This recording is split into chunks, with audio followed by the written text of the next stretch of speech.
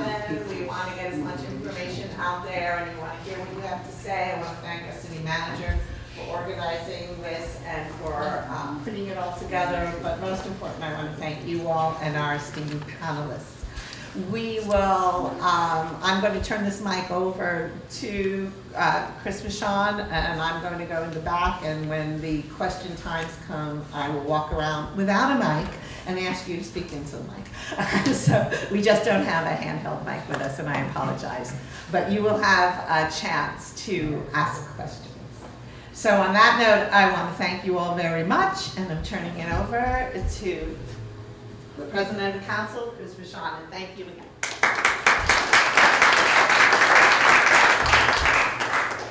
Thank you all for coming. I'm not the best public speaker, even though I took on this role. Can you just make sure everyone is speaking up? It's difficult to hear. Yes, and we'll make sure to move the mics as well as we need. Again, thank you for coming. We're all here for the same reason, I believe. Just still not.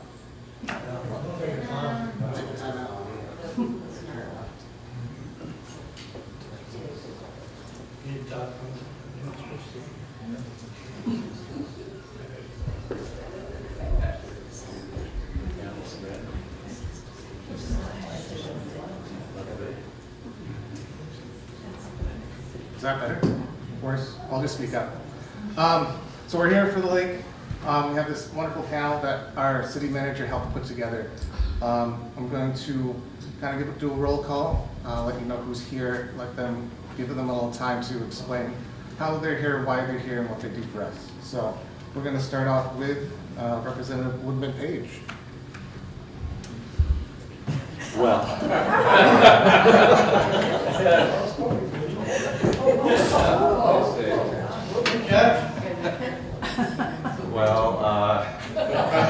as Chris said, I'm Representative Woodman Page, and Newport is my home. It's my district. I was born and raised here, and like all of you, we are concerned about our lake and the resource that it provides for everyone, not just here in the Northeast Kingdom, but also to our friends to the north in Canada. So with that, I'll turn it over to you. All right. Next, Representative Michael Marcotte. I'll do it dangerous back here. Good evening, everyone. I'm Mike Marcotte. I'm from Coventry. I'm a state representative. I used to represent Newport City along with Woody. A few years ago during the census, Newport grew, so they were able to have their own lone representative. So I lost Newport and I gained, I think, 5 or 6 other towns. So my district stretches now from Coventry all the way to Eden, with Lowell and Newport Center, and Troy, Jay, Westfield, Lowell and Eden, and Irisburg. I also sat on the select board for 29 years in Coventry. I think I was asked to come here because I have some knowledge on the landfill. During my time there, from when it started, going from Charlie Nettles' unlined landfill to Waste USA and then to Casella. And so I know that it's been a priority for us, and I'm only speaking for myself now. I'm not part of the town government in Coventry any longer, but during my time there, it was a priority for us to make sure that what was going on up there was being, they were doing a good job in making sure that we were not polluting the lake and doing the best that they can to keep pollutants out. So with that, I'll turn it back over to Chris. Okay, next on the list is Teresa Gerard? Gerard. Gerard, sorry, I apologize.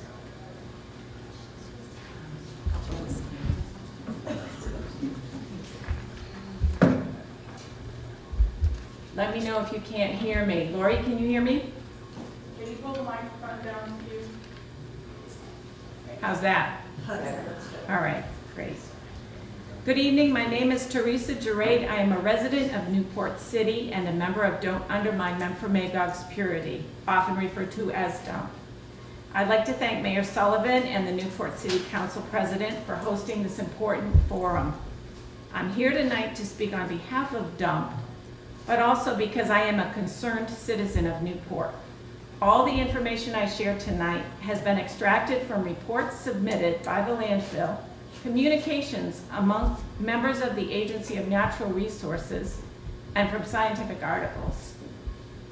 DUMP was formed 6 years ago out of concern for the water quality of Lake Memphremagog. The lake is already suffering from contamination from many sources and is designated as impaired by the state of Vermont.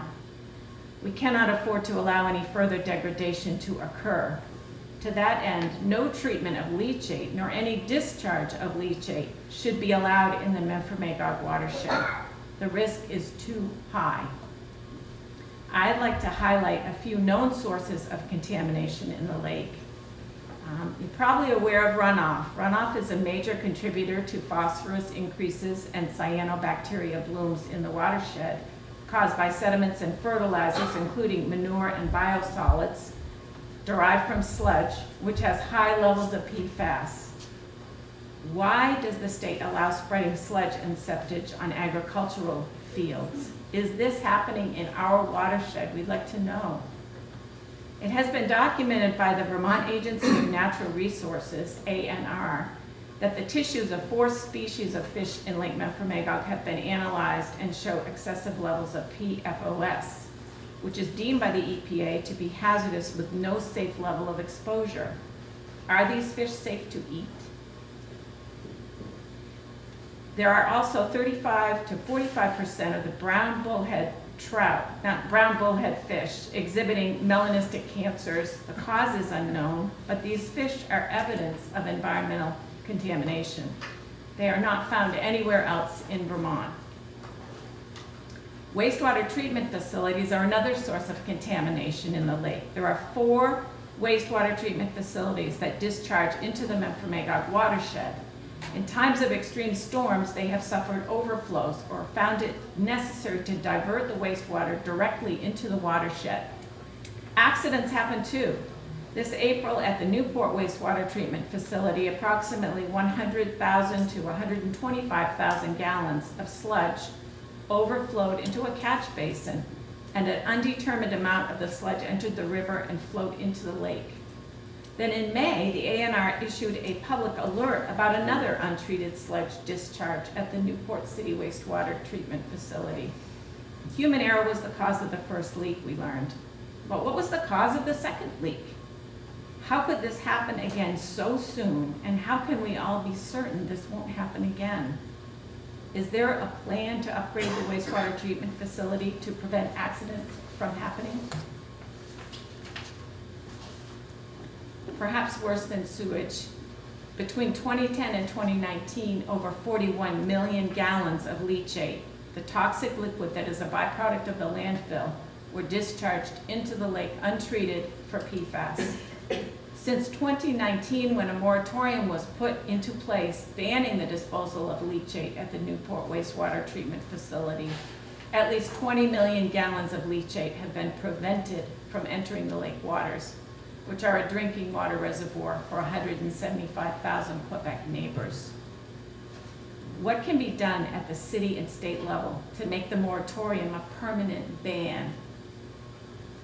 We should never allow the disposal of leachate, treated or untreated, into the Memphremagog watershed. The landfill in Coventry is also a source of contamination. It's described as being constructed with a double-lined geomembrane using state-of-the-art materials. But the required reports that we have reviewed indicate that the landfill is a source of contamination.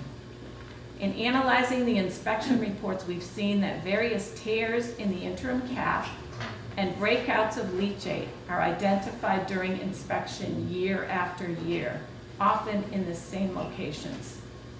Groundwater around and under the landfill is contaminated, as is evidenced by the water quality reports of the monitoring wells and the analysis of the groundwater discharges of the underdrains. We also know there have been hundreds of thousands of gallons of leachate collected in the secondary liner.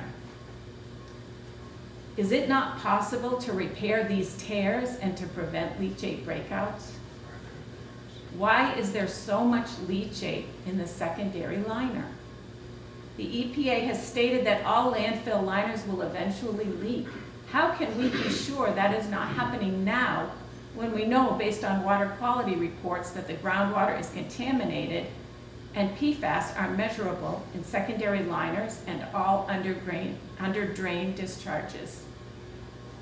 What can be done to ensure that failures are corrected so they do not appear year after year, releasing PFAS into the environment? For the last 5 months, the EPA's database has recorded a high priority violation of the Clean Air Act at the landfill in Coventry. This violation of the air quality permit is due to an excess emission of sulfur dioxide. The status of the violation is listed as unaddressed state. What action is News VT taking to mitigate the issue? What is the state doing to enforce the Federal Clean Air Act that they administer on the behalf of the EPA? Was the public informed of this violation? Was a public alert issued to inform us that an odor of burnt matches signifies sulfur dioxide contamination in the air we are breathing? Any landfill odor contains contaminants. Some toxics have no odor, like PFAS. 2 air quality permits expired over a year ago, and the applications for renewal are currently under review. Will these permits be reevaluated to include some contaminants of emerging concern like PFAS? Will there be a hearing to allow for public input? A research study recently published by the University of Florida states that U.S. landfills are a major source of toxic PFAS pollution. Findings showed that the amount of PFAS in landfill gas emission is up to 3 times greater than the amount found in leachate. The flares that are used at the landfill to burn off excess gas are not capable of destroying PFAS, which are extremely harmful and travel great distances on the wind until they fall on soil and water. Our smoky air today is an example of how far things can travel. The EPA has also evaluated environmental justice concerns for landfills. In their report on the Coventry landfill, the EPA has documented 5 areas of high concern, including air toxics, cancer risk, and toxic releases to air. Vermont has recently passed legislation to ensure environmental justice. On the webpage for environmental justice under the ANR, it states, and I quote, "The purpose of the environmental justice law is to ensure all Vermonters, regardless of race, cultural background, or income, have equitable access to environmental benefits such as clean air and water, healthy food, and public transportation." How can we in the NEK ensure that we are given environmental justice? Why can't leachate be treated closer to the areas of the state that generate the most waste and closer to the site of the next landfill? There's now a new permit that has been approved. The newly amended permit issued on June 1st, 2024 provides for the disposal of leachate in Vermont waterways and requires News VT to install a pilot treatment system to reduce the level of PFAS in leachate. We agree that it is imperative that we filter contaminants out of leachate. During the lengthy renewal process, we reviewed the documents that were submitted and participated in the public hearings, asking questions and raising concerns every step of the way. In the last few years, we've seen many other related permits granted incrementally that set the stage for a wastewater treatment facility in the Newport watershed to treat leachate. It has been a fragmented approach with no publicly disclosed master plan. However, there is a strong evidence from interagency communications that the end game of News VT is to discharge the incompletely filtered effluent into the watershed. In 2022, we expressed concerns regarding future intentions and have not received a response. Just over a year ago, News VT began operating an unpermitted experimental treatment system using the SAF technology in Coventry. In February, the unattended system failed and almost 9,000 gallons of leachate spilled onto the ground. All the automated alarms and remote monitoring had failed. News VT shut the system down to wait for the approved permit. The state and the landfill operators have declined to provide any information about the effectiveness of the technology, despite our requests. The newly amended permit requires the partially treated leachate to be trucked out of the watershed. But for how long? The permit language for the operation of this pilot treatment facility is vague, and the following questions have not been addressed. Will the pilot leachate treatment system become a permanent installation on site in the Medford-Magog watershed? Will there be an opportunity for public input? Will the state and city allow the resumption of leachate disposal into the lake or watershed? Will News VT be allowed to import out-of-state leachate after the pilot? Will the state establish and enforce performance standards based on the most effective technology, or will it be based on this incomplete filtration system on site? After the pilot that is mandated in the new amended permit, will they continue to dispose the PFAS residuals into the landfill, increasing the concentrations of PFAS in leachate? We have grave concerns. News VT has selected a SAF treatment which is not effective as a standalone treatment, but is meant to be part of a treatment train with other technologies in that train. Yet there is nothing stated in the permit to suggest that additional treatment is required.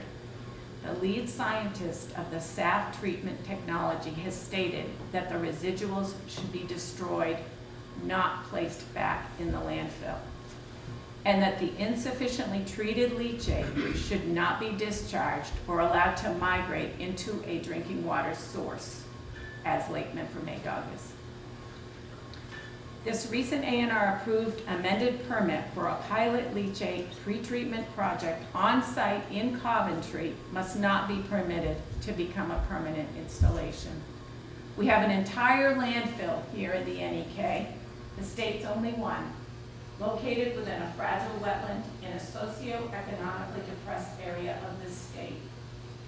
We already suffer from the environmental injustice of the effects of the landfill.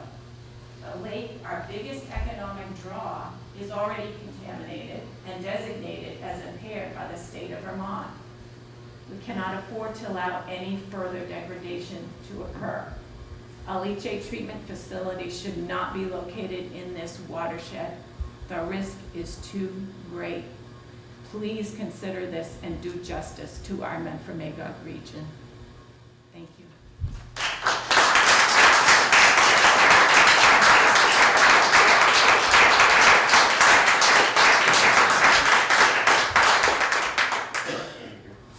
I see Senator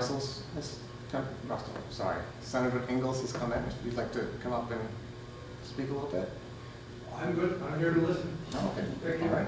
Then we'll jump to Patrick Hurley and Tom Latta. No! Can everybody hear me? Yes. Okay, good. I don't do well with microphones. My name's Tom Latta. I'm president of the Medford-Magog Watershed Association. I have lived on the lake all my life. We have a summer place 10 miles north of here, up on the Canadian side. It's been in my family for 99 years. So I'm the third generation up there, and this lake is my passion. I've grown up here every summer of my life. I was part of MCI, part of their youth patrol back 50 years ago. I've gone diving, done the Nettoyage Magog, where we'd go to the different landings and pulling up trash out of the lake. I lived up in Canada for a couple of years, ran a farm right on the lake, and first thing I did when I got up there is I brought back 10,000 pounds of fertilizer to the agronome up in Magog, because all the fields go right down to the lake. It's just a concern of mine. I have been president of MCI for a year and a half, of Magog Watershed Association for a year and a half, almost 2 years, I guess. I don't know as much as the other board members and the people who elected me, but I am proud to be part of the organization and doing the things that we can do down here. The lake, 75% of the lake is in Canada, 25% roughly is in the US, but 75% roughly of the watershed is here in Vermont. Everything feeds in. We're not only dealing with the lake, we just completed a huge stormwater project over at the marina. I also happen to be president of the Newport Marina Condo Association, and it was one of the first things before I became part of MWA was to reach out to them to help take away or divert and filtrate the stormwater coming in by the marina. Every 10 years we had to dredge at a cost of about $30,000. And they would, the silt coming into the lake would fill up our slips over there. Contacted MWA, they ended up getting a grant, $60,000 grant to assess where the runoff was coming from, which is the whole west side, and come up with a diversion and a filtration system.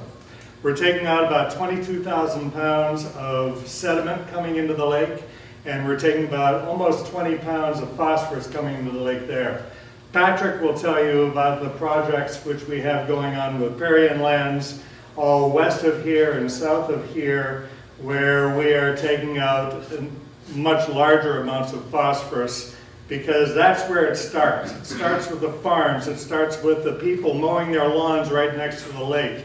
It starts with the people fertilizing the lake. It's not just, you know, I mean, we can say the dump and everything else, but we have, gosh, I remember we had South Bay fishing access, used to be a dump. That's where we'd bring all of our stuff when we came back down the lake. Gardner Park used to be a dump. Nadeau's up at part of Casella, that is the old part of the dump that's online. Where's this stuff coming from? Not only is it the dumps that have been around historically, but it's people in the towns who have turned their yards into dumps themselves. I mean, they're close to streams, close to rivers. There's no policy, state policies to stop that. You see these homes where the yards are just full of trash. And I want to do whatever I can do to help this, because as I said, this lake is my passion, and I love it. Thank you.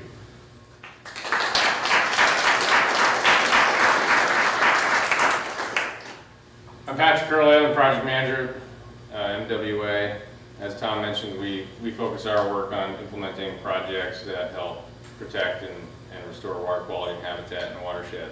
So, as he also mentioned, we finished a stormwater project over by Crowdy Bay.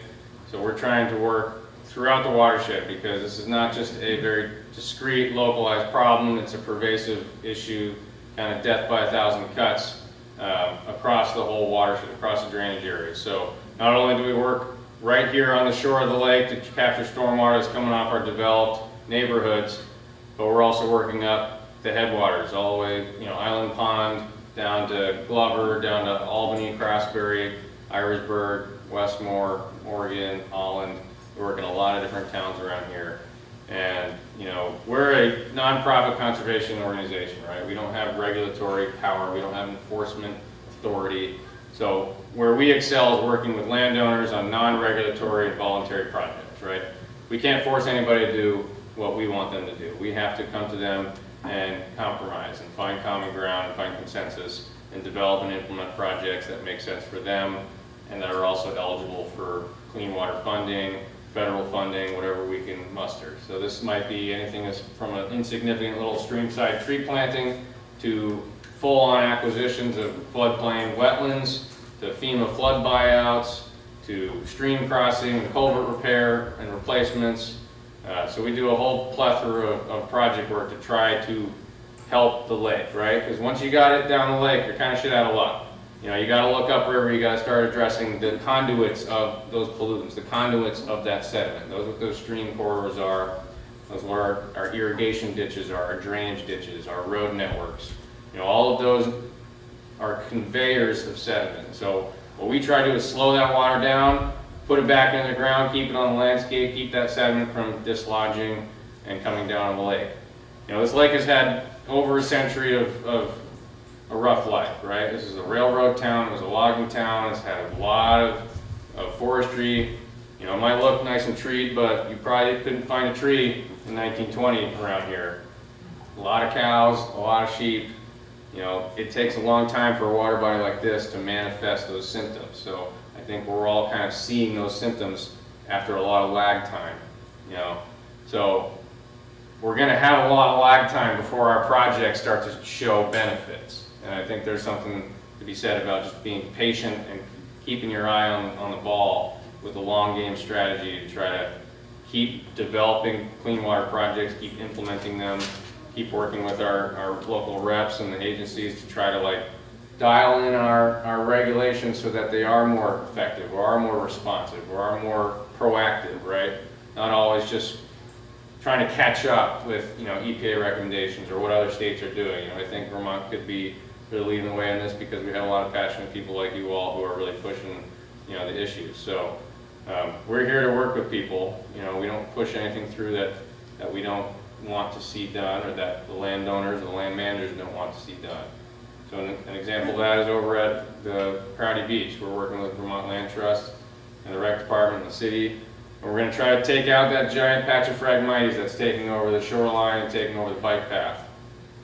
So that's one flavor of project we do. We work with VHCP on acquisitions. We try to buy floodplains and wetlands, keep them intact or restore them, and provide them for fishing access, hunting, boating, wildlife viewing, trapping, whatever. We're working with a landowner in the room on a beaver conflict project, right? We do all sorts of stuff.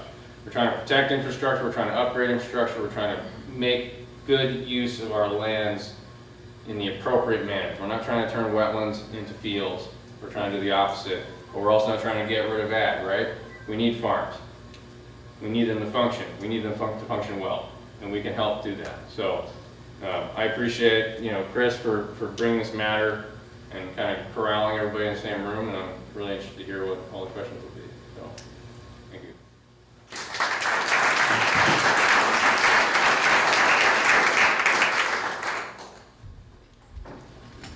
Thank you very much. We have Pete LaFlame next. Yep. Thank you.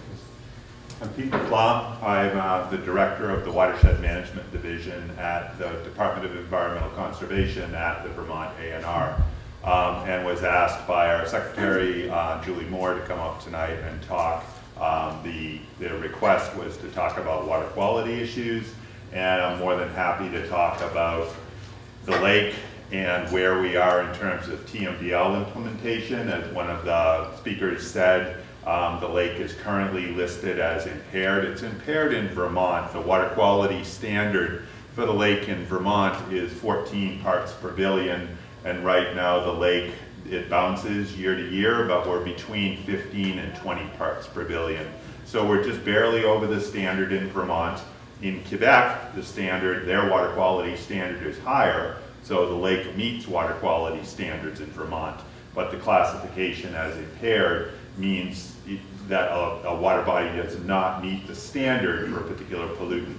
So for phosphorus, which can drive excess algal growth, it can drive cyanobacteria blooms, the lake is slightly above the water quality, prescribed water quality standard. As Patrick was just saying, as Tom said, you know, it's not any one source. It's a large watershed. As they said, 75% of the watershed is in Vermont, and only a small portion of the lake is in Vermont, and much of it is in Quebec.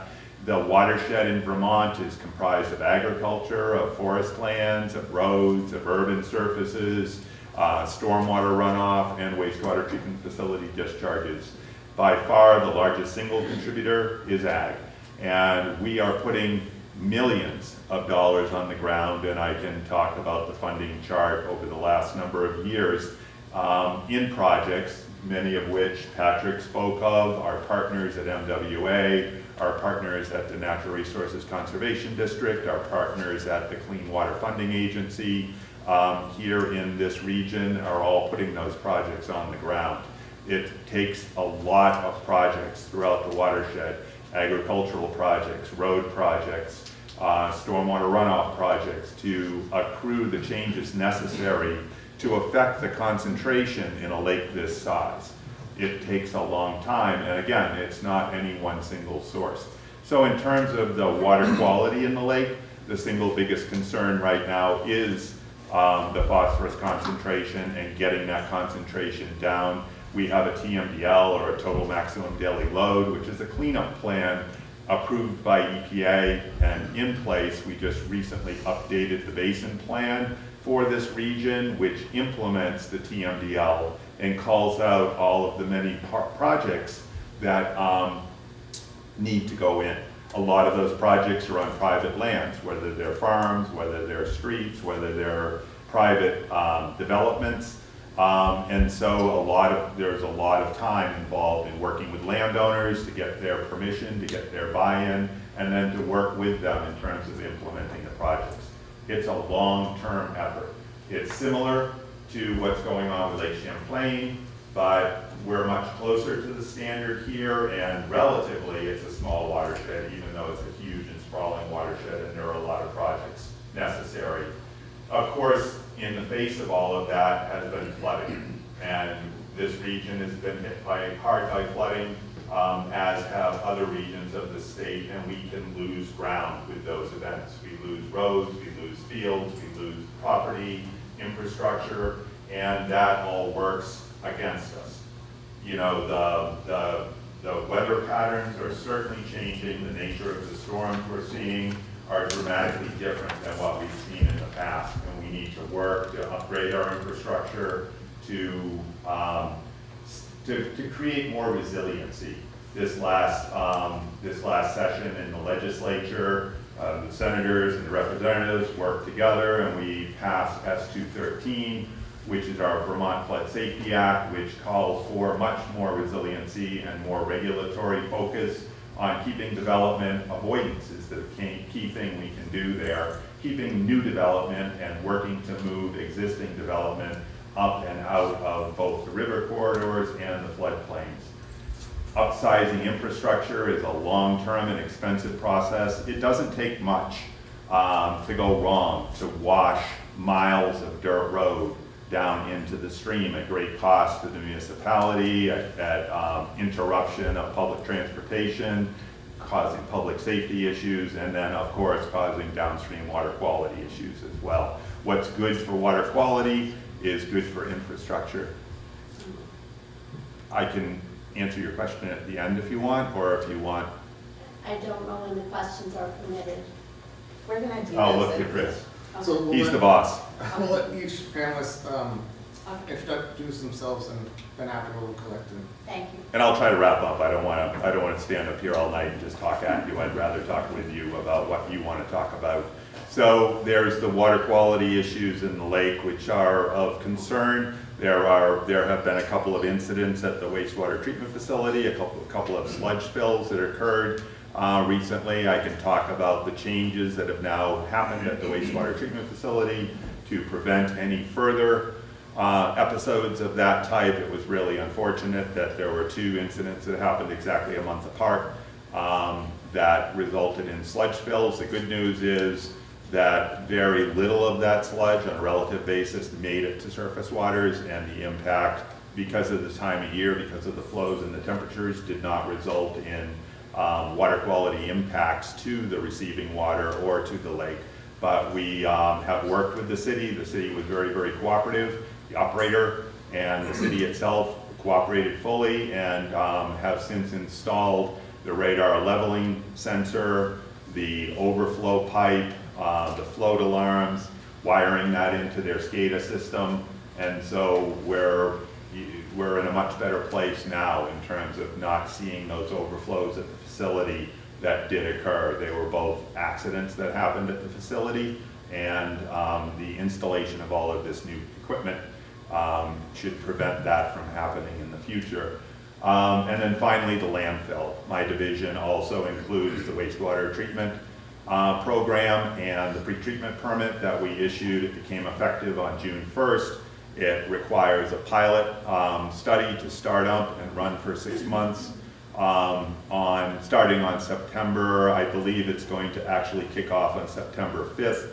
As we've talked about at meetings up here before, we're going to use the results of that pilot study and the performance of the SAP unit to create a technically based effluent limit, a so-called T-bell for leachate. This is going to be one of the first in the country where we're doing this. We're leading the way in the country in terms of treatment of leachate for removal of PFASs. Almost everywhere else in the country, leachate is going untreated for PFAS into secondary wastewater treatment facilities and then out into receiving waters.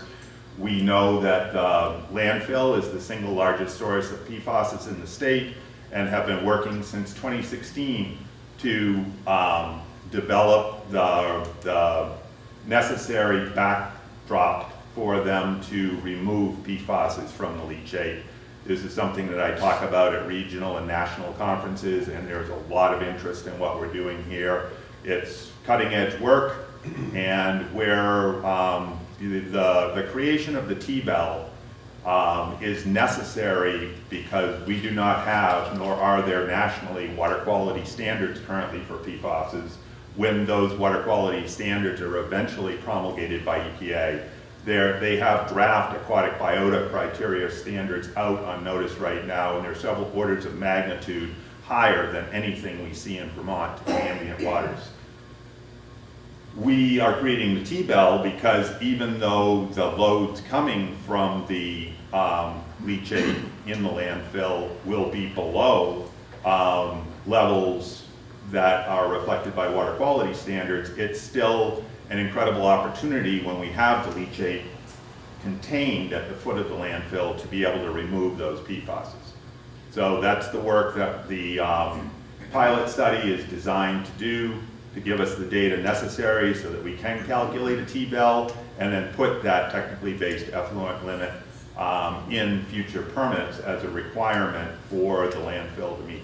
So that's the landfill. I can talk more about questions. I'm just saying, why don't we compartmentalize issues? We've got the lake and impaired status and the phosphorus concentrations. We've got the events at the wastewater treatment facility. We've got the landfill and the pretreatment permit up there. There may be other things you want to talk about as well.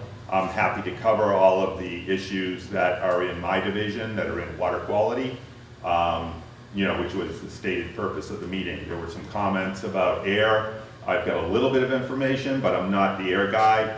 And also some comments about the future of the landfill. And again, that's in our waste management division, and I'm not the landfill guy. I just deal with the byproducts of the landfill in terms of the water and then water quality issues in the lake.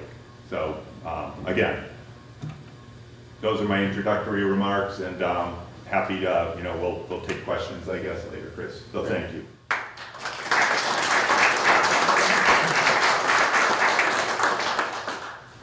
Next we have Hugh Menard, General Manager of Stansted.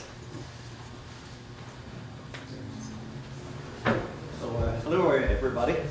I have an accent, I know. When Jonathan sent me an email on Monday asking me to take part of this event, I have a few questions to him because the town of Stansted doesn't take its water from the lake, and we don't have the border of the city limits stop before the lake. So what I suggested, I'll take my other app that I had before. So I started in Stansted in 2022, but from 2012 to 2022, I worked for the MRC of Memphremagog. I was a director of land management. So the new land management plan that the MRC adopted last year, I've been working on it for at least 3 years, so I know part of it, a big part of it. So my goal here is if you got any questions about the bylaws in Quebec, in the regional bylaws by the MRC, municipalities, may answer some questions. If there is questions that I cannot answer, I can take note and get back to you.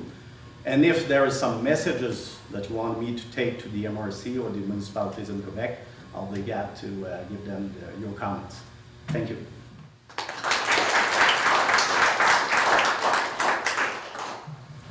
And finally, Jonathan Delabria, who I'd like to give a big thanks to. He's done the most legwork for this, and he's really made this possible. So, Jonathan Delabria.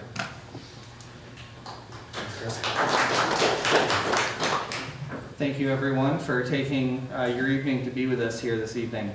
I just want to, thank the panelists too.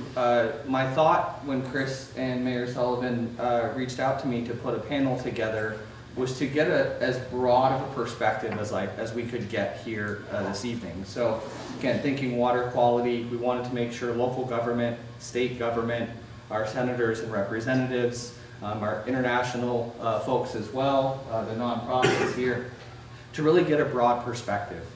So we're not just looking at things from one angle. We can have these dynamic and fluid conversations to then have positive outcomes going forward. This is a long haul, as I think we have heard from many of these panelists this evening. This is most likely a 100-year effort that we all need to make, but that effort is important because it will last for future generations. So we look forward to hearing your questions. Thank you for turning out for this evening's event.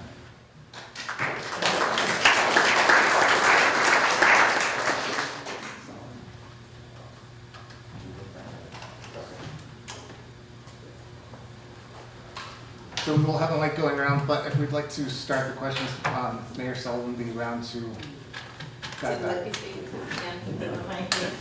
As questions are asked, if a panelist believes that they are suited to answer that, please just stand and feel free to answer.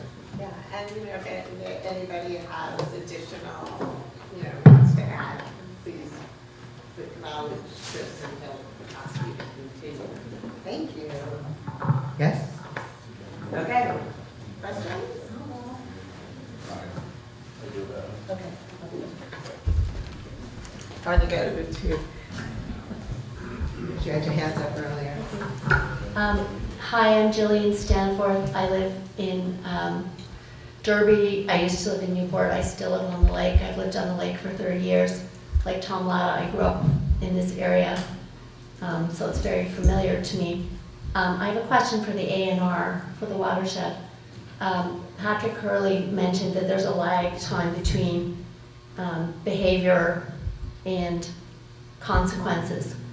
And I'm curious what the A&R's position is, given that between 2010 and 2019 there were 41 million gallons of untreated leachate that went into the lake. And we know that the leachate is contaminated with PFAS. I can't give you all the exact numbers. So if we know that this has happened and there's 41 million gallons that have gone in the lake and the A&R is concerned about lag time and consequences, is the A&R and the Watershed Division, are you ready to take a position that there should be no more leachate put in the lake? That question, you want me to come up there? Sure.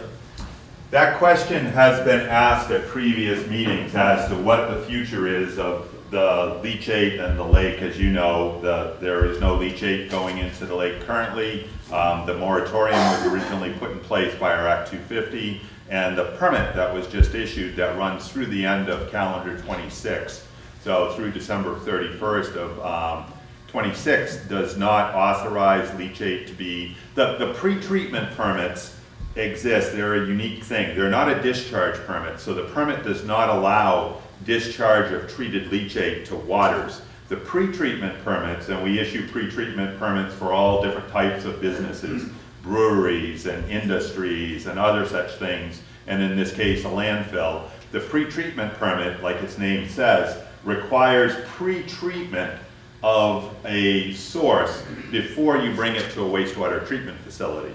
So the pre-treatment permit never allows a direct discharge to water.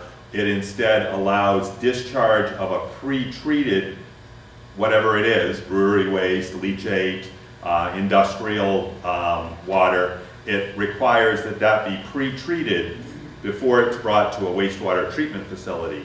The permit that was issued to Casella, the amended permit, runs through the end of 2026 and only allows discharge of that pre-treated leachate to the Montpelier, Vermont wastewater treatment facility. It's the only treatment facility in the state that's authorized to accept leachate.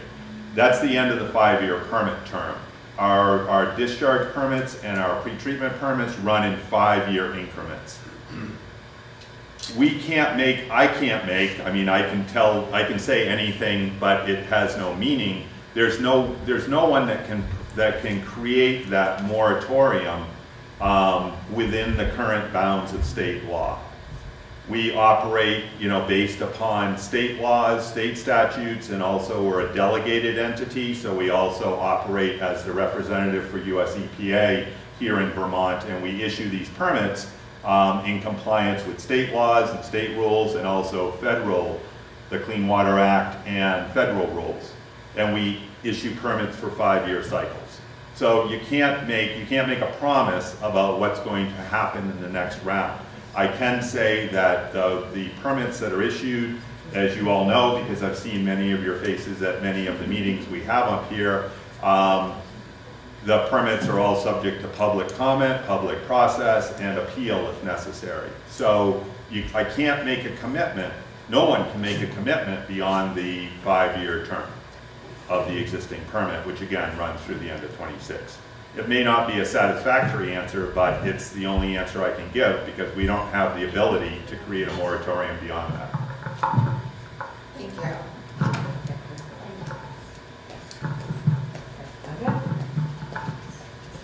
Thank you, Mayor. I've got a couple questions that I was listening to the introductions.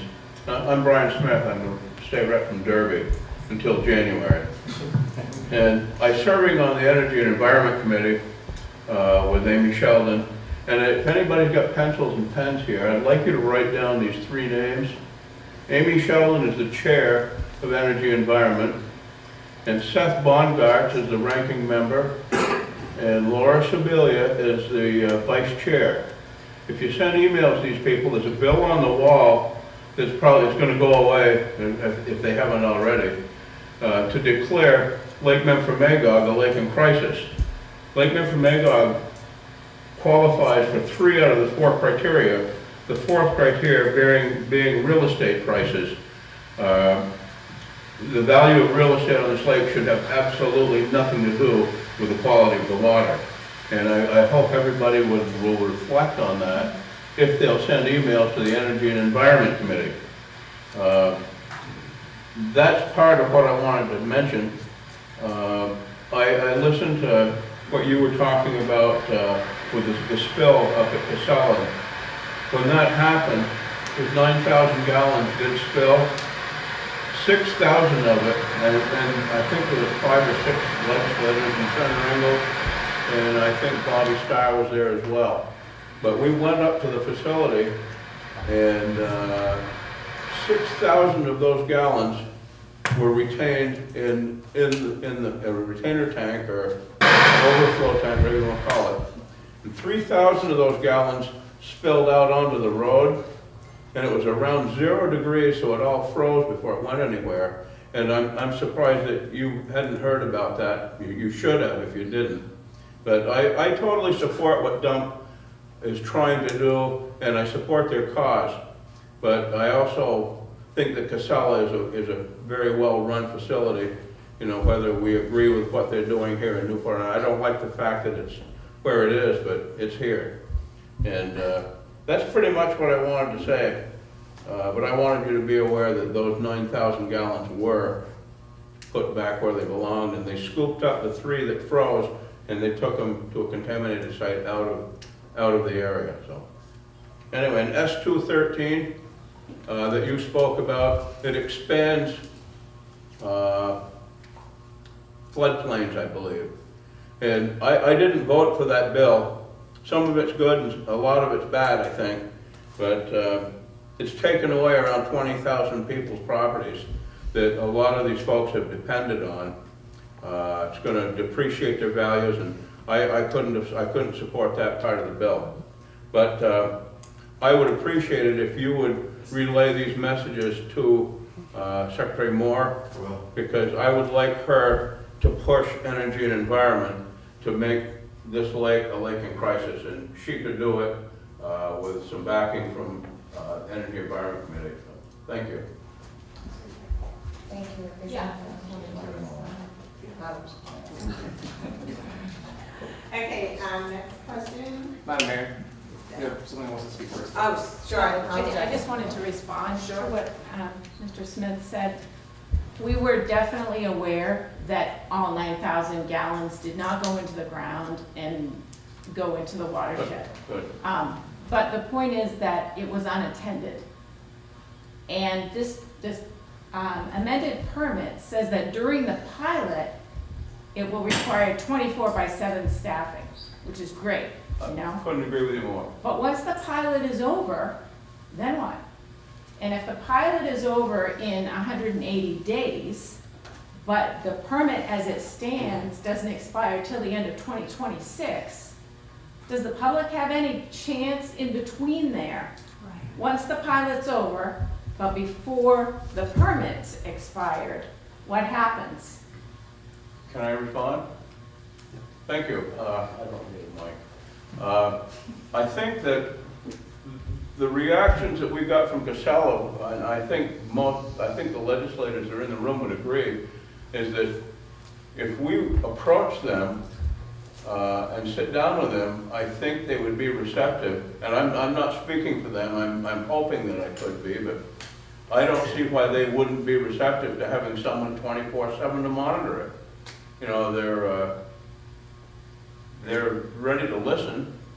So I don't know, they might say no, but I think it would be a good opportunity to sit down and talk with them. Be nice if the permit could mandate it, right? Good. Good.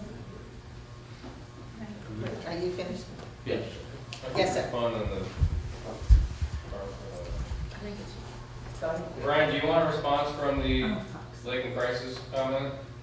Pardon me? Do you want to discuss Lake and Crisis a little bit? Sure. Okay, so as far as I'm aware, Peter, you can correct me Yep. when I'm definitely going to be wrong at some point. I don't think it will be, Patrick, but go ahead. From my understanding, the only lake in crisis ever designated in the state is Lake Carmine. It was because they essentially created that legislation to support this lake because there wasn't any other avenue to help. It doesn't have a TMDL.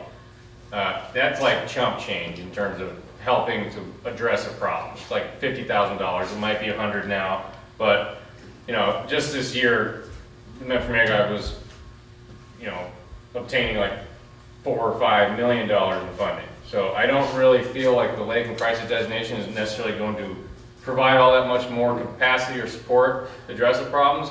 In fact, it might just put a big fat scarlet letter on Magog.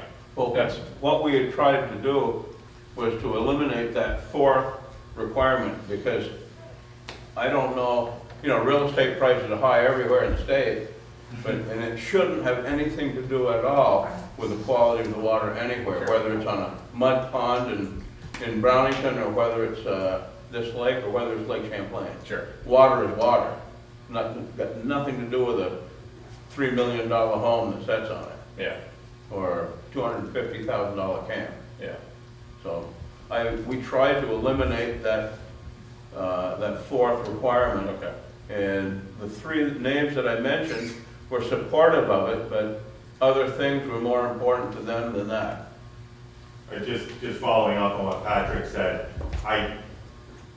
with the processes, with the federal processes we have in place in terms of the TMDL, the requirement under federal law to come up with a cleanup plan, and then as Patrick correctly said, we're pouring multiple millions of dollars into these, you know, on Champlain it's hundreds of millions of dollars, on this lake it's tens, into the cleanup to implement the basin-wide cleanup. I'm not sure, we may disagree, I'm not sure if the lake in crisis designation gets us anything additional. It does get us an additional $50,000 a year, which again is a very, very small amount compared to the total amount of funding. It was created to bring attention to Lake Carmi, as Patrick said, and I think for those of you that have been to Lake Carmi, when it is experiencing cyanobacteria blooms, it is horrible, absolutely horrible, the extent of the blooms there, and property values were crashing as a result of that. I think the original Lakes in Crisis statute was designed, and I think the reason the property values are in there as the fourth item was crafted around Lake Carmi initially. Whether or not the legislature decides to take that up, Representative Sheldon's committee decides to take that up, it certainly, A&R will be in there talking about it. We all share a common goal. The legislators, the agency, and the public in terms of cleaning up our surface waters. I'm just not sure if Lakes in Crisis gives us any additional tools to be able to do that.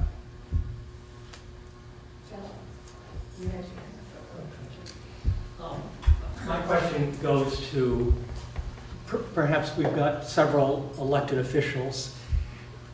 There seems to be, the shelf life of the dump is limited. It is going to reach capacity, and I've lost track, in another 10 years? 15 years.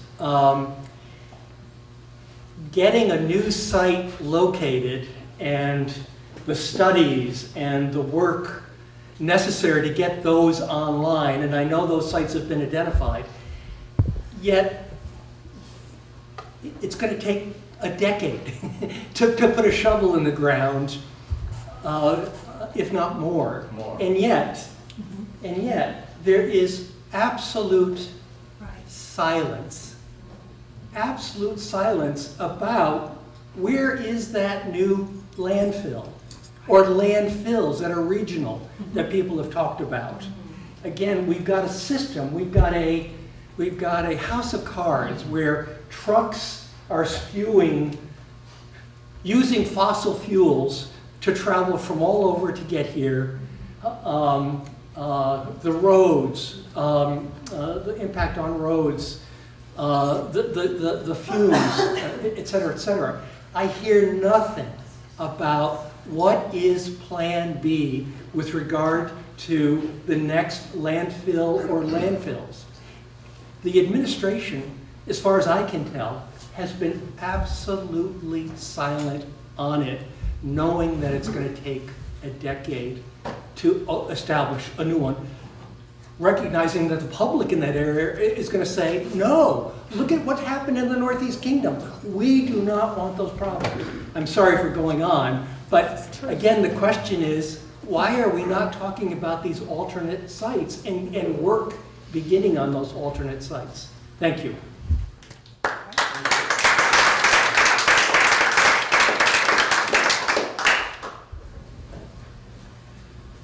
I'd like to say that whether it's a lake in crisis or whether it's finding a new landfill, your legislators here have submitted legislation. And I don't remember the number of the bill, but there was legislation that we submitted this past term to try and find a new locations, to start planning for a new landfill. To find ways in which communities can look after their own waste. So even though maybe you have not seen it in the news, sir, there has been legislation that has been put forward by all of us here, and all of us have signed on to it. So I'll just leave it at that, okay? We're well aware of these things, and we have tried to submit legislation. Unfortunately, it has not gone anywhere. Hi, I'm a resident of Newport. I'm also the Energy and Climate Planner for the Northwest Regional Planning Commission. And I think that this is a wonderful event and that there's is so much knowledge in the room, and I just want to raise the concern of how things like this are being publicized and how the public is being invited. It's not on the city's website, it's not on the city's Facebook page, which I don't believe it even has. And I think understanding who are the people that we're missing, who we're not getting in the room. It sounds like a lot of the people here are dedicated people who have seen this issue through, and that's wonderful. We also need to be reaching other people and people, you know, with young children who can't at the drop of a hat come, or you know, people who aren't necessarily already tied into community programs. And I think that that is an issue of equity, and it's an issue of, you know, actually hearing all of the different viewpoints. And I think going forward, that needs to be really considered when putting together things like this. Thank you.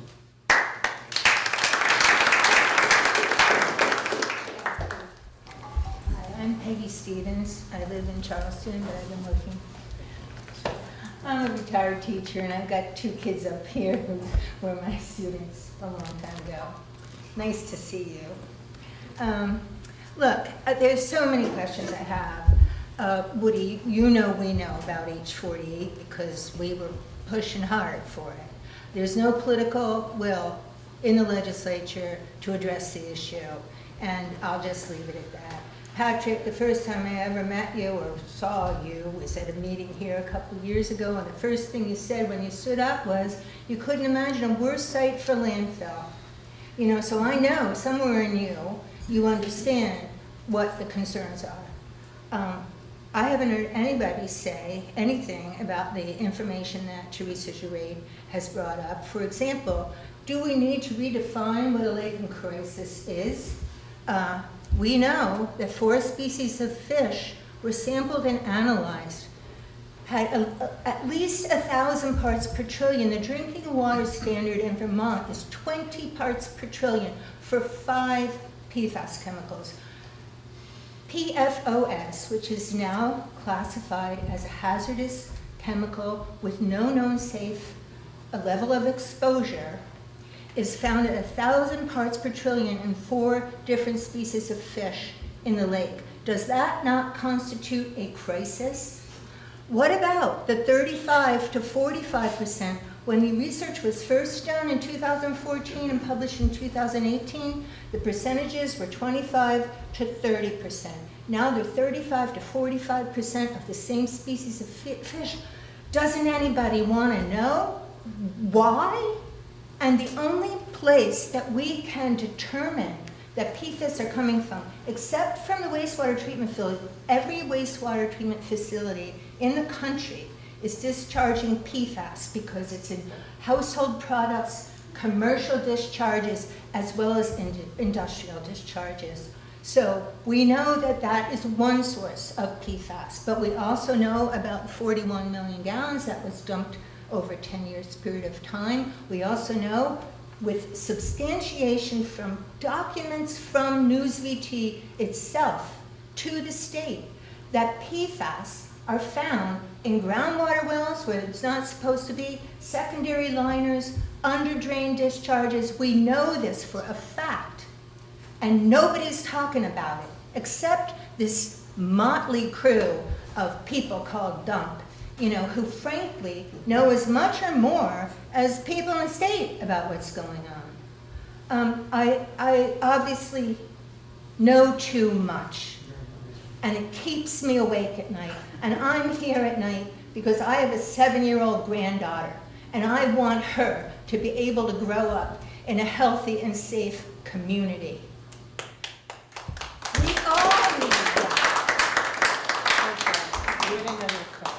I did. Okay, go right ahead, I'm sorry. Let him do the response. Yeah, no, I just want to, I can address some of Peggy's questions. I mean, we did an extensive, in 2021, we cooperated with our colleagues north of the border, and we sampled both water and fish in Lake Memphremagog on both sides of the border. The water samples were almost exclusively non-detect. They were below detection levels. We did pick up a little bit immediately downstream of the wastewater treatment facility, which is consistent with what we're seeing with wastewater treatment facilities all across the state. As Peggy said correctly, every wastewater treatment facility in the state discharges PFAS. It comes from all of us and the things we use and the things that we flush down the toilet, the things that we throw out into the landfill. PFAS is ubiquitous. The globe is awash in PFAS. So we see PFAS concentrations everywhere. The lake is actually lower in PFAS concentrations than we see in other places in Vermont. And Vermont overall is extremely low in terms of ambient PFAS concentrations compared to other states. In terms of the fish, we sampled 29 fish and we found concentrations between 1.27 parts per billion and 4.93 parts per billion. The maximum we found was 6.35. That was all from the lake.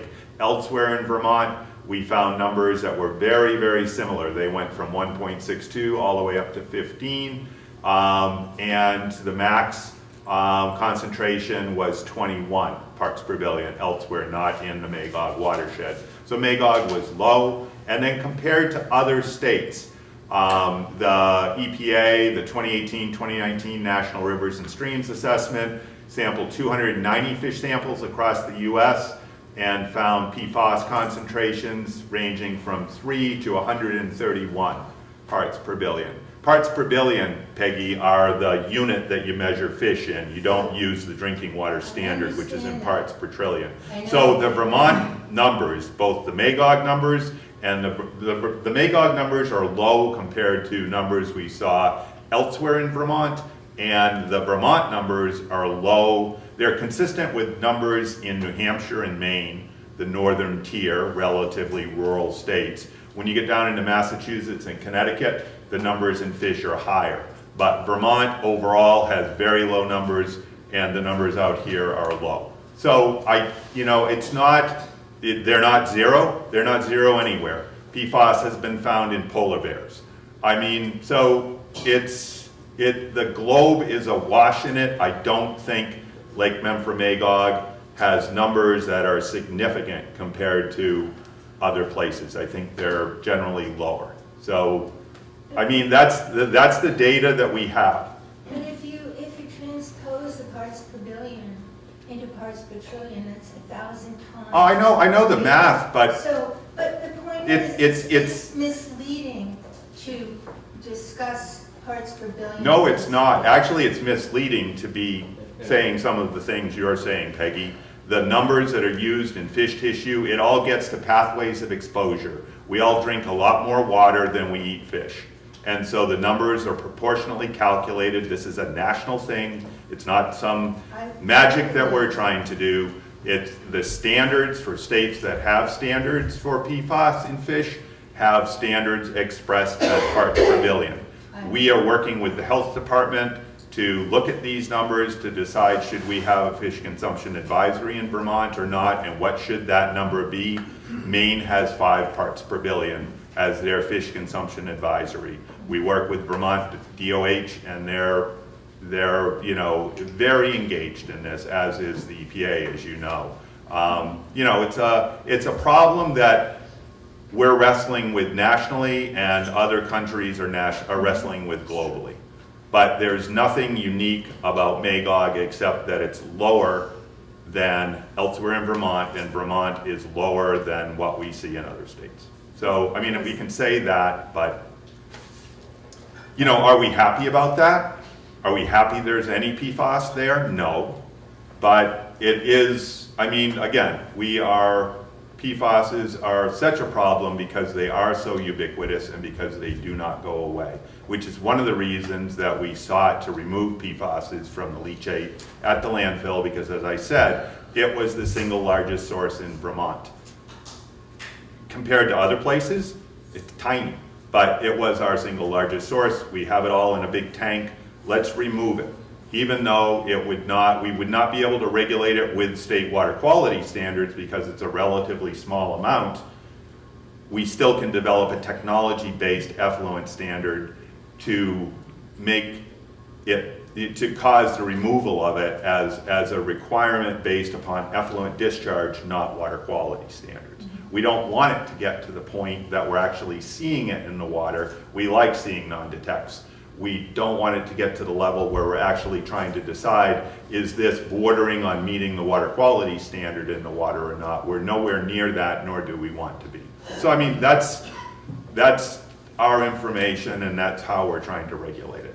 And I know it's frustrating. You know, the landfill is there, and that's where my division came in trying to, okay, so we have a landfill, it produces leachate, what can we do about that?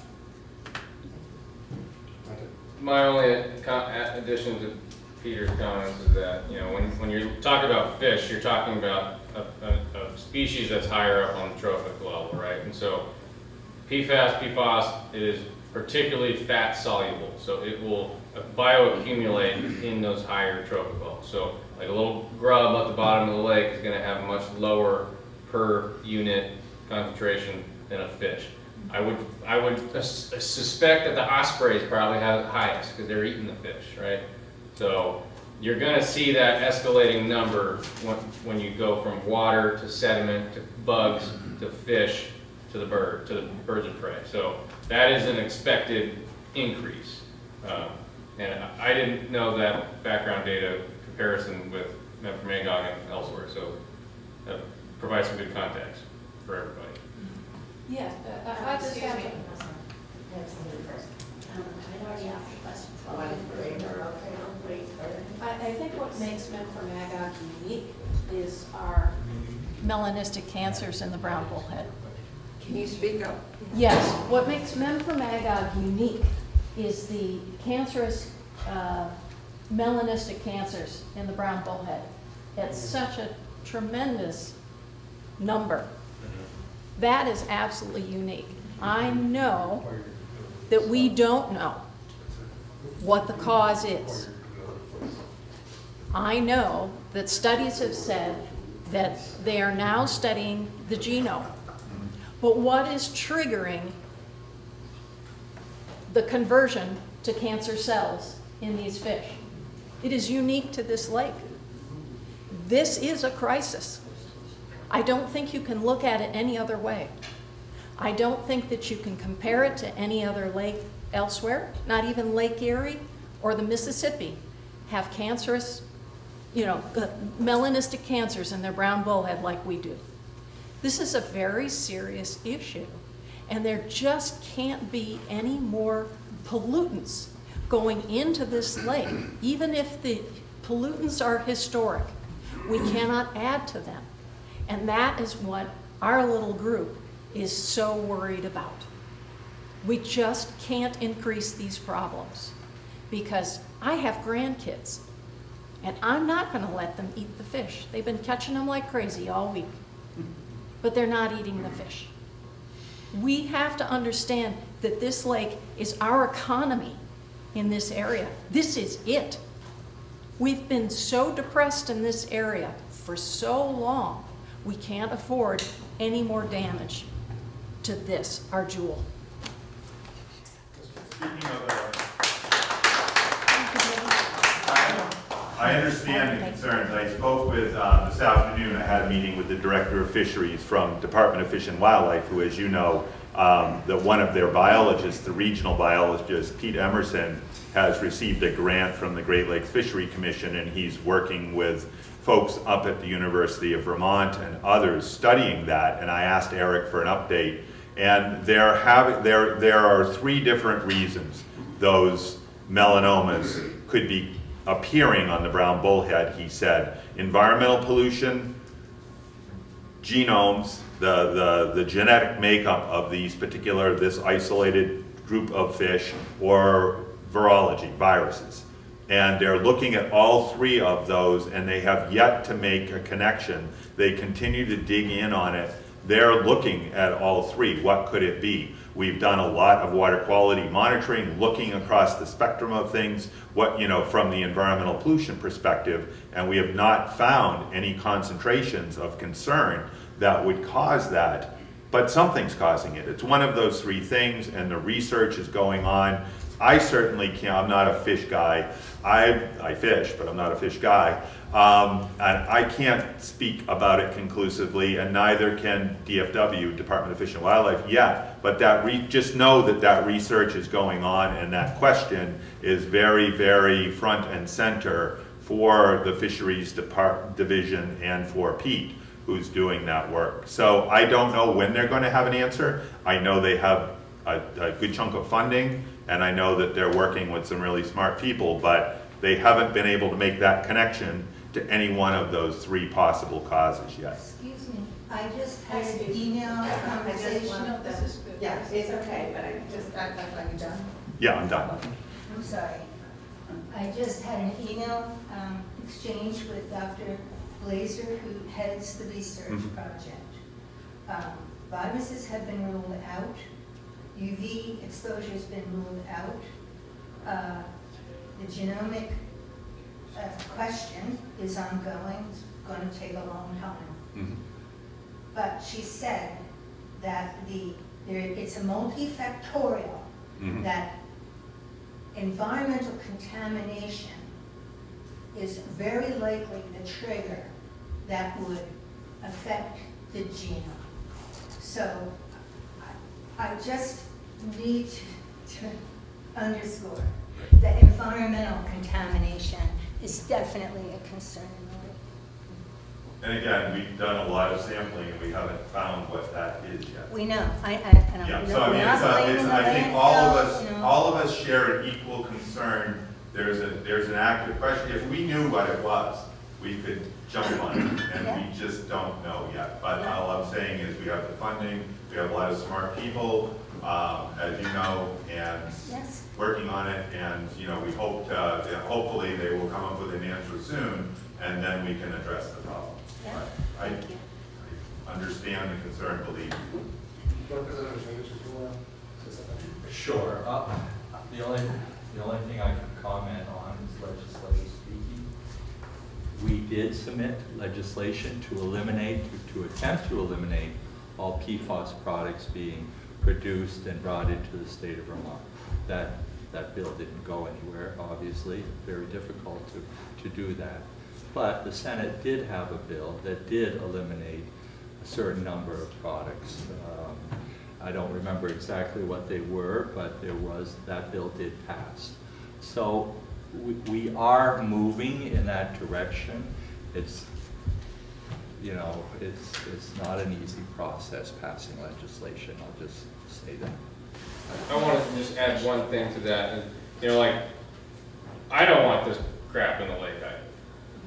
But we redid our bathroom recently, and I bought a vanity. And I've always been told you're supposed to seal the stone top. So what do? We go out and we bought some vanity top sealer.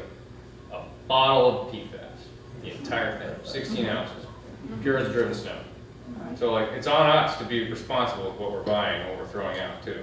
So I know there's treatment that needs to happen up there, and there's a big old concentrated pile of it, but we also are perpetuating the issue by purchasing these products too. So it's all on everybody to make sure that you're buying good stuff and not just supporting the problem further. So. Well, unfortunately, I've been dealing with the state lying to us for 40 some odd years. So I have a fair amount of background with it. I was mayor of Newport in 1989 when Waste USA was going to put the first baggie, I call them baggie liners, at Casella. I went down and testified against it. Didn't seem to get a whole lot of people stirred up at the time. My comment was eventually it's going to pollute our lake and kill it. I asked them how long the lifespan on a liner was, and they said about 20 years. So that was the first ones they put in. Now they say they can last 50, maybe 100 years. Problem is 100 years, for me, 100 years is pretty old. But 100 years for this lake is not a long time. So the elephant in the room we're not discussing is what the hell do we do about it now? Because it's been building up here for 40 years. The state, unfortunately, keeps sending poor Peter out to, to listen to us, and he keeps trying to defend it, but he's not the solid waste department. He's not the one that needs to be held accountable for this stuff. So back in 1989, and I have a book, I should have brought it down today, but I didn't want to bore everybody to death, of the original solid waste plan. There were 10 solid waste districts in the state of Vermont. They were going to put a lined landfill in ours to begin with, but every solid waste district was going to have their own dump. Because one of my big concerns is we don't want to be the dumping ground for the whole state or whatever. And guess what? They said, oh, Mr. Mayor, you don't have to worry about that. That's never going to happen. Well, fast forward another 40 years, and guess what? They just lie to us constantly. I was on the dump committee that sued the state of Vermont for not taking PFAS. So the reason we have a moratorium now is because of a lot of hard work done by a lot of members of dump. I was a spokesman for them, went to Superior Court. We ended up having to negotiate, not with the state of Vermont, who is who we sued. Guess who we were negotiating with? Casella, because that's who their lawyers were. Which is a line of crap, but so they got a 10-year addition on that. 10 years to Casella is a gross profit of $1 billion. And you're gonna all go look it up. So, and do I think they run an okay facility? Sure, as far as the landfill goes, but we should have never had a landfill there to begin with. And possibly landfilling is not the solution.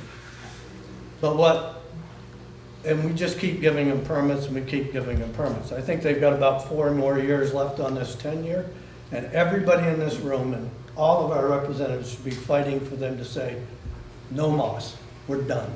We're not doing it anymore. Put your next frickin' landfill, somewhere other than here. And that's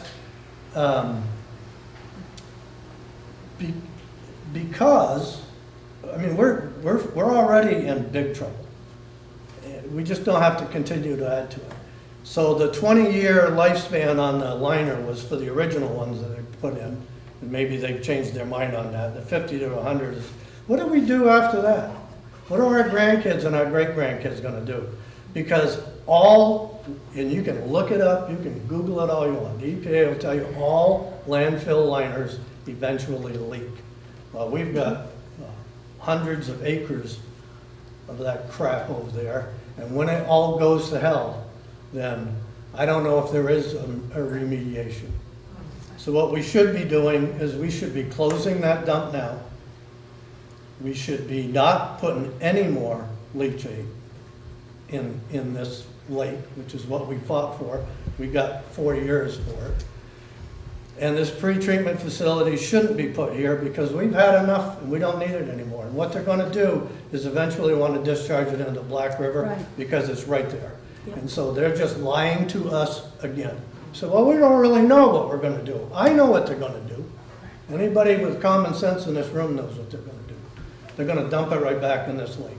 And then when they treat the PFAS, which the chemicals that they treat, that doesn't mean they get rid of them. That means they've just taken them out of the leachate. What do they do with them? They're going to put them right back into the landfill. So they're not getting rid of them. We're still keeping them here. So what you should be addressing is all of our legislators, the city of Newport, everybody that borders this should be getting geared up now to not let that next 10-year thing go and make the state do what they promised 40 years ago to me, is there's going to be one in every community. And that's what we should be concerned with, because I mean, so we've got bad fish, and he says the water's great, compared to a lot of other places. I don't buy any of it. And the state has told us the landfill doesn't leak, but it does leak. Teresa can give you 1,000 pages of Casella's own things saying it leaks. May not be leaking into the Black River yet, although we can't prove that either, but it's leaking beyond their liners, and it's going into wells that they've drilled all around there. And when the well gets contaminated, and they say, well, it doesn't really work anymore, what is their solution? They drill a new well. Trust me, I dealt with this for 4 years. Teresa's shaking her head, she knows. We have all the documentation for it. And I'm really sick of people saying that, you know what, the landfill's okay, it's here, we gotta deal with it. We better start thinking about what the hell we're gonna do with it. Get it closed to start with. They're doing that with farms. Unfortunately, we have about a third of the farms that we used to have, so that's gonna help. We don't have a railroad anymore, so that's gonna help. So all of those stuff are good. We still have that damn dump, and we need to get rid of it. And it's about time the rest of the state does something else. So that's my take on it. I wish everybody would just get together to stop the next one.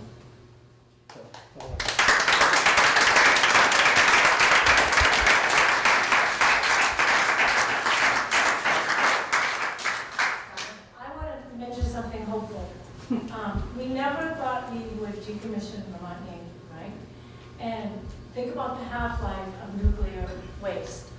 It has a half-life of 250,000 years. Okay, talk about something that never goes away. And no safe way to store it. But we got rid of it in Vermont. And so I think we have to have the attitude that we're going to make that thing go away. Rather than they're going to screw us, let's take it this way and say, like Vermont entity went away, Vermont Yankee, we can make this thing go away. And what you could say to the state is, look, we got screwed, we got this pit, you know, we need a break here. So come on, let's make a break for us and make this the jewel of the Northeast Kingdom as it should be. Thank you. Thank you.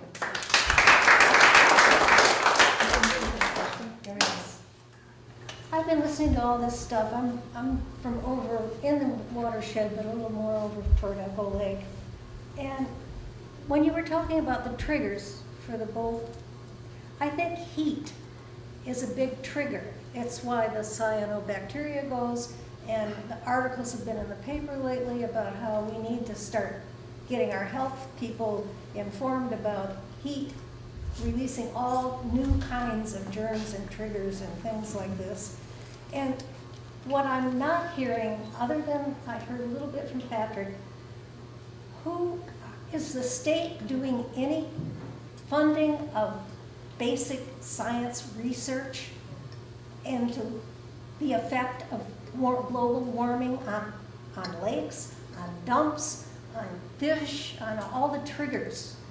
It seems as though our legislators want to do the right things, but they don't have the data. I've heard that said several times up here.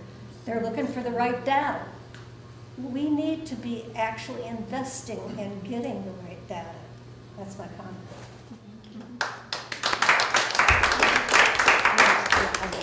Thank you. One here. I'm sorry. Let's let go ahead, Jen. Go right ahead. Just a few words. I refer to a document from Memphis Magog. I'm André Duval from Sherbrooke. In visiting with this meeting. Very interesting. I have a paper from Memphis Magog Conservation dated February 23, 2023. And I just want to mention that it says that PFAS are already found at the water intake of Sherbrooke and of Magog City. I don't have the numbers exactly, but since they pile up all the concentration, it's bound to be meaningful sometime. But if you want, I can try and find the numbers that they refer to. This was February 23. Thank you. Thank you for the comment. And that was, you know, the concerns around the water intake for Sherbrooke was one of the reasons we did the sampling out in the lake with the Ministry of the Environment from Quebec, and you know, looking, you know, is that you know, is there a source in the U.S. because the lake moves north?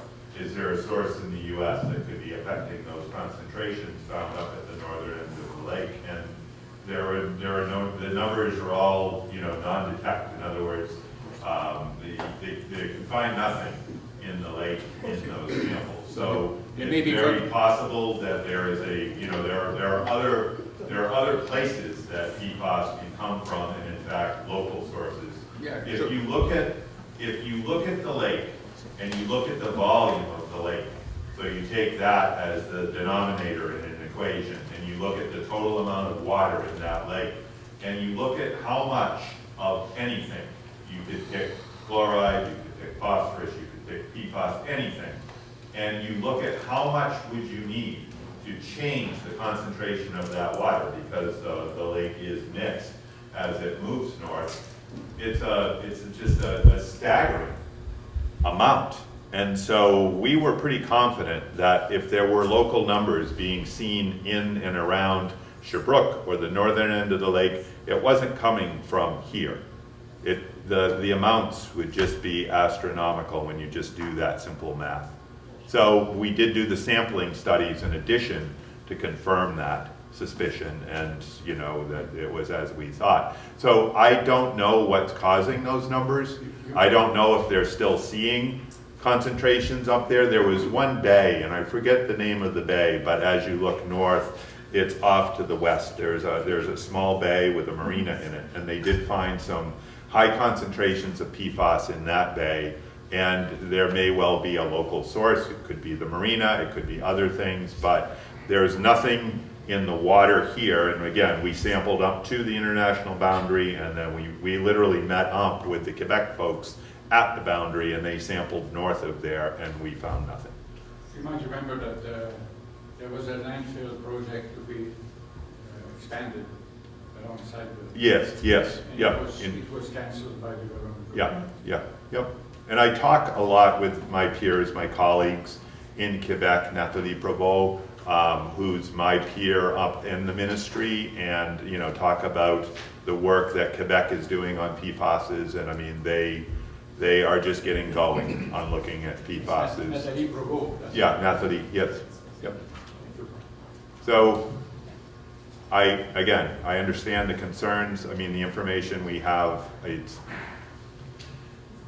whether you, yeah, so I'm sorry. This new process being developed there by Casella. Yeah. Will they publish the results? Yes, yes. At the end of this November, or? They're collecting the data. They're beginning to collect the data September 5th when the pilot actually begins. They're going to run the pilot and monitor all aspects of its operation and provide us that data as they're generating it. And then within 12 months after the end of the pilot, they're going to produce a comprehensive report as to how the system is operating. We have seen some early results. They're looking at the 6 Vermont regulated PFASs, and they're getting close. They're getting mid 90% removal rates of 5 of those.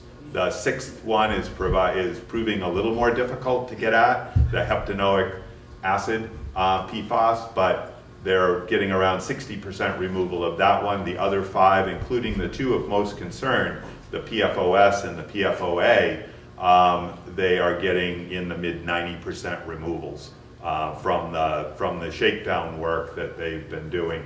Again, the better the removals they get, the better we will be able to come up with a T-bell, that a technically based effluent limit, that will require those removals off into the future.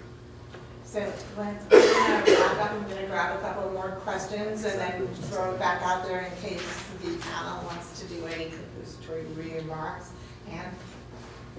Yeah, I had one general thought. Keith, I only got your last name, but you mentioned that word ubiquitous. And most people shrug when they say ubiquitous, but it's just a fancy word. It means it's everywhere. It's everywhere, yes. Everywhere. Yeah. And that somehow is meant to soothe us in some way because, well... You shouldn't be soothed at all. You should be concerned that it's everywhere. That's right. Yeah. Because the level of safety isn't determined by the fact that it's everywhere. Oh, and no, the fact absolutely that our lake might have a little bit less than somewhere else doesn't mean that that level is safe. And then, I'm sorry, Patrick mentioned that he thinks it's accumulating. If it's in the fish at some level, that it's in the ospreys at a higher level since they're bigger. Well, I'm bigger than an osprey, and so are the people here. Right. So we should be worried. Yeah. And the amount that's safe, while the standard in Vermont, I think, is still at 20 parts per trillion in water, which is very, very small. Right. I think the EPA has It's going recently down, said right. no parts per Yeah, right. trillion Right. is safe. Correct. So the safety issue is critical. Nobody's really talked about. This thing, PFAS, causes serious illnesses. And the more we get in our system that's not leaving, the greater the chances that our children and grandchildren, they're going to have more of it in their systems too.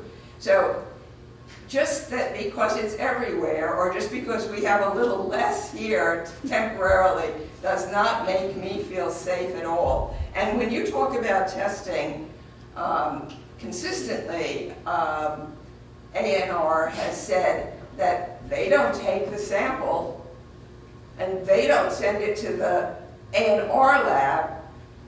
All the testing here that's being done is being done by Casella or the individual treatment plants, and I worry about that. I mean, it's sort of like this leap of faith that we take, that we're getting good sampling, and everything depends, all your data depends on that, and that's a concern too. I just want to respond just real quickly. I don't want to be misinterpreted in that I'm saying that we shouldn't care about PFASs. I care about PFASs a lot, and all of us should. When I said it's ubiquitous, I meant that it's not unique to the landfill or the leachate or the wastewater treatment facilities in Vermont. It's global, and it is an enormous concern. And we do realize the health concerns as a result of it, which is why we're trying to address it. In terms of the sampling, we do the water sampling, we do the ambient water sampling, and we've hired a consultant to sample every wastewater treatment facility in Vermont over the period of a year so that we can find out where the highest levels of PFAS in the state are coming from, and we can then work with those facilities to find out where within their collection systems it's coming from to try to eliminate it. The goal in Vermont is to identify the highest sources of it and work to remove it. We are awash in it. Vermont has also, I think everyone knows, has engaged in 2 national lawsuits against both 3M and DuPont to try to recover costs incurred as a result of the PFASs that those 2 companies have created since the 40s.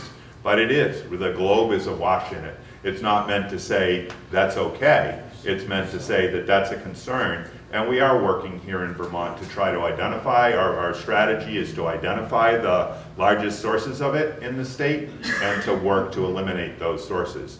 And right now, the single largest source of it is right over there, which is why we started working in, again, 2016, working to push to get removal of PFASs from that leachate. Even though it's a relatively small number in total, it's still the largest source in the state. There are certain wastewater treatment facilities in the state. We have early returns on the information, the effluent sampling we're doing. And it doesn't line up. You would guess that, oh, well, this community must have high. It doesn't. You would guess this community would have very little, and it has high. They're very confounding results, but it's good information to have. And then we can go out again to those communities and work within the sewer sheds, doing additional sampling to try to find out where exactly is it coming from within the service area for those wastewater treatment facilities. The final thing I'll say is that there are only a few labs in the country right now that are certified to be able to measure and monitor PFASs, because you're talking about down in the 2 and 3 parts per trillion level, which is an incredibly tiny amount. So we have to use out-of-state labs right now to do those analyses. They're nationally certified labs that do the analysis. We're trying to stand that capability up at our Vermont Environmental Lab down in Randolph, but they have the equipment. It's a long and arduous process, again, because we're dealing with the possibility of contamination of those samples. When we had folks out here sampling the lake, they couldn't use sunscreen, they couldn't use lip balm, there were a whole bunch of different things they couldn't do because the tiniest little contact will contaminate that sample and you'll get back a high result. So it's painstaking work, but we're doing it. We're getting that information back. But again, we're building that data inventory so that we can try to address it here in Vermont. I'm not patting us on the back here in Vermont, but we are leading in a lot of ways these efforts across the country. Okay, we're gonna have one Mayor Bonds and then Ms. Lads, and then we're gonna roll it back up here. I'll try to be quick. This is for Peter. Is there an independent third party working with Casella at the pilot program to oversee the results that they're getting, or is it specifically Casella doing the research and telling us what the results are? We used an independent third party to evaluate the technologies that they would be using. They're doing the sampling, they're conducting the sampling off the unit themselves and sending those samples off to certified labs. And we're able to follow the concentrations of PFAS across the unit to look at the removals. Okay, and my question is for you as well. I bet you're really surprised. We've met before. I feel bad for the other panelists, but yeah. They feel neglected? I doubt it. The pre-treatment facility, the project, it has managed to have a success with 5 of the 6 components. Mm-hmm. What about the other 14,994 that we know make up the 15,000 and probably more other PFAS chemicals? What's happening with those? Because we can be all smug that we're getting rid of 5. But we don't know what we don't know, and where the hell is the precautionary principle? If we take out this lake, if we take out a reservoir, we have destroyed drinking water for generations. We're a planet that's running out of drinking water. We can't take the risk. That's crazy talk. Right now in Vermont, we have the legal ability to regulate 6 PFASs. I know there are 15,000. Different people will give you different numbers. I mean, the molecular structure of PFASs are amazingly varied.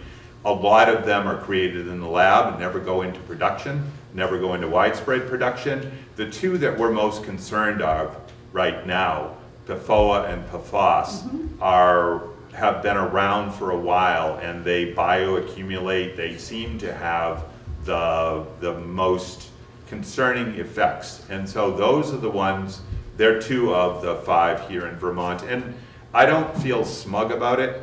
I think it's a good start. I think we're leading in terms of at least looking at treating these. The technology, as we've talked about, is very new and very creative in terms of the removal technologies. It's a start. I'm not saying we're going to end there, but we need to start somewhere, and we are starting there. Absolutely, and we cannot risk our lake. And that's our jobs. To risk our lake? No, to protect our lake. But again, I feel like we're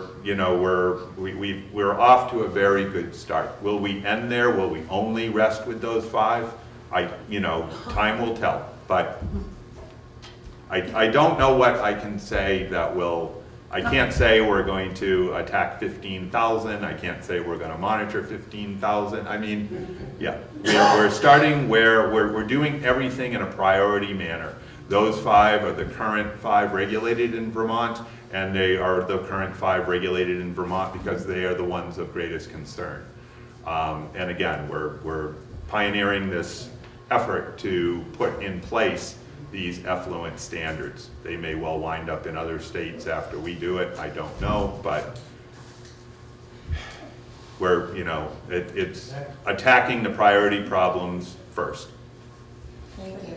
So I want everybody to know I greatly appreciate all your questions. I want them to come. This is just the first community forum that we're going to have on this topic.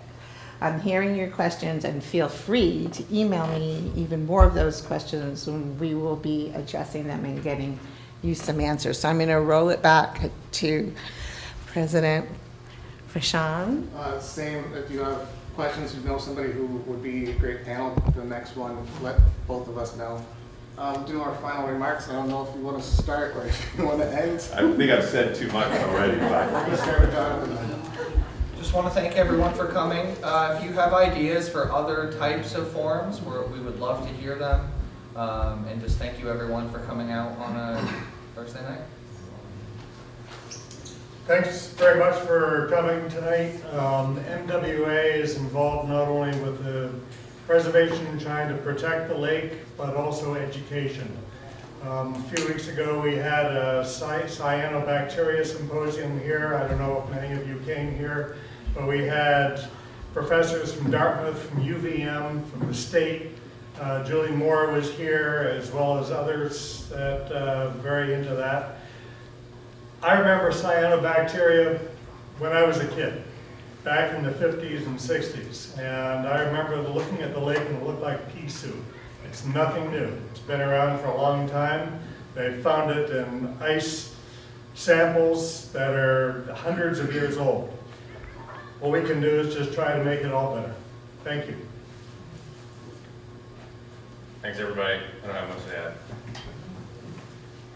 Thanks, everyone. I'm a relatively newbie in this community, but I feel very welcomed. I moved here 9 years ago, and I really appreciate how I have been welcomed in the community, and I care deeply about this community.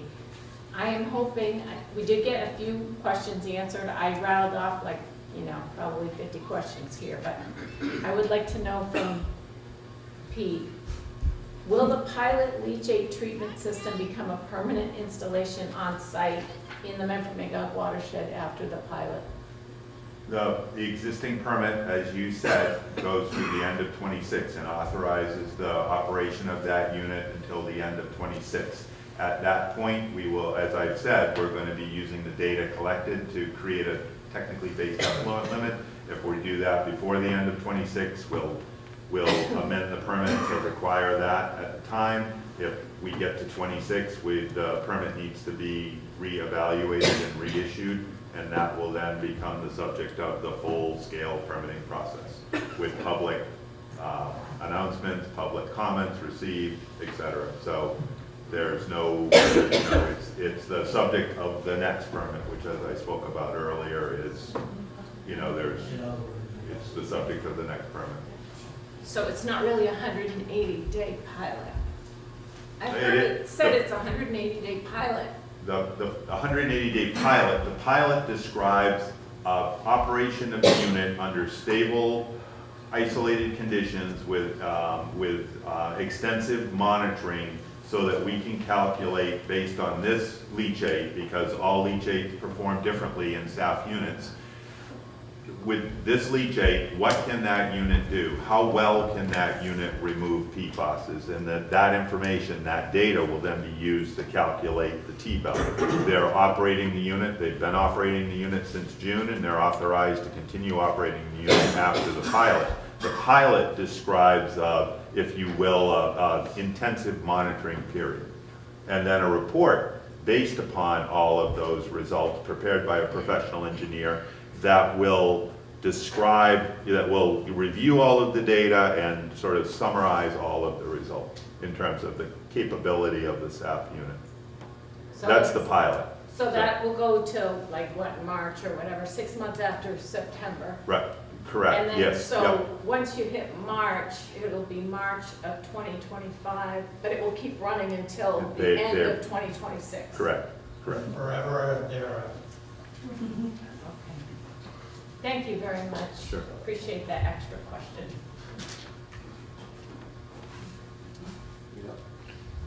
Just thank everyone for coming out. It's extremely helpful for us as legislators to be able just to sit and listen. Obviously, we're not the experts, but we can go back to Montpelier and continue these discussions with the relevant committees as well as with the administration. So thank you for coming. Well, again, thank you everyone for coming.